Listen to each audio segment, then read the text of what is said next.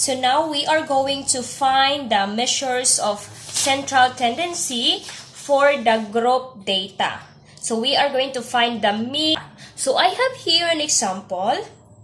Okay, we have here the given set of data in the frequency distribution table.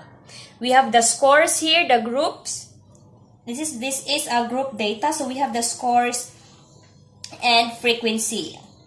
So the scores 60 to 64, we have 2. Then 65 to 69, we have 5. 70 to 74, we have 9. 75 to 79 is 10. 80 to 84 is 8. Then 85 to 89, 7. 90 to 94, 5. And lastly, 95 to 99 is 4. Okay, so the first step that we are going to do, we are going to find first the class mark of each interval. Again, the first step is we are to find the class mark of each interval. Class mark is the average of the lower class limit and the upper class limit. So our first group, the lower class limit is 60 and the upper class limit is 64. So since we are going to find the average of these two, or how to find the average, let us add 60 plus 64 divided by 2. Again, we are going to add and divide by 2. So 60 plus 64 is equals to 124. Then divided by 2, that is 62. Okay, we are going to write it here. 62. Okay, next. 65 plus 69 divided by 2 is equals to 67. Then 70 plus 74 divided by 2 is 72. Next.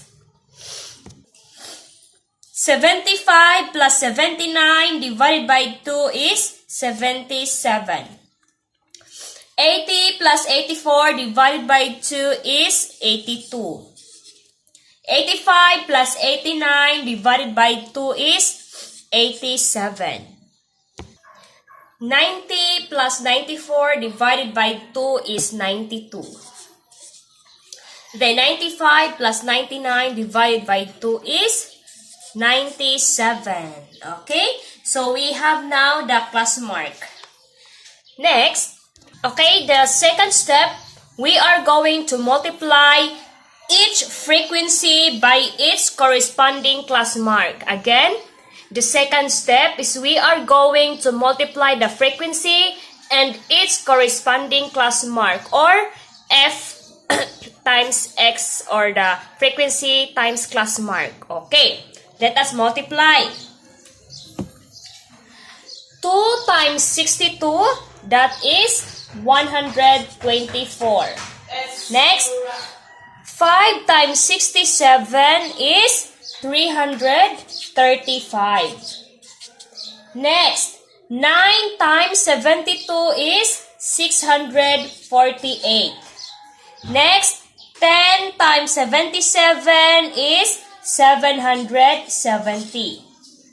Next, 8 times 82 is 656. 7 times 87 is 609. 5 times 92 is 460. And 4 times 97 is 388. Okay, next. The next step that we are going to do is total our values here. So we are going to add this all. Okay, the summation of f of x, the summation of f of x, or the frequency times the class mark. Okay, let us total. You are going to add all these numbers, that is equals to 3,000. That is equals to 3,990. Okay? That is the summation of f of x or the frequency times the class mark, that is equals to 3,990. That is the second step. Next. So now, again, our value here, we add this values, we have 3,990.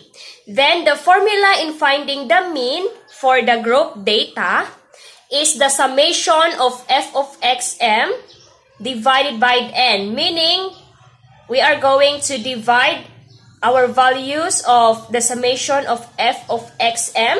We have the value naman, ani, diba? Okay?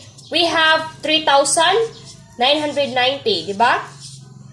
And divided by n. So what is n? N is the number of how many data we have. Okay, let's go back to our frequency. Okay, our frequency here, we have 2, 5, 9, 10, 8, 7, 5, and 4. We are going to add all the data in the frequency. That would be our n. Okay?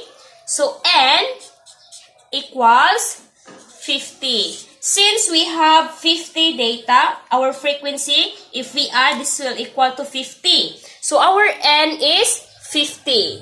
Okay? So, our n here is 50. And when we divide 3,990 divided by 50, the answer is 79.8. So, this will be our mean. 79.8 is our mean. Okay? Okay.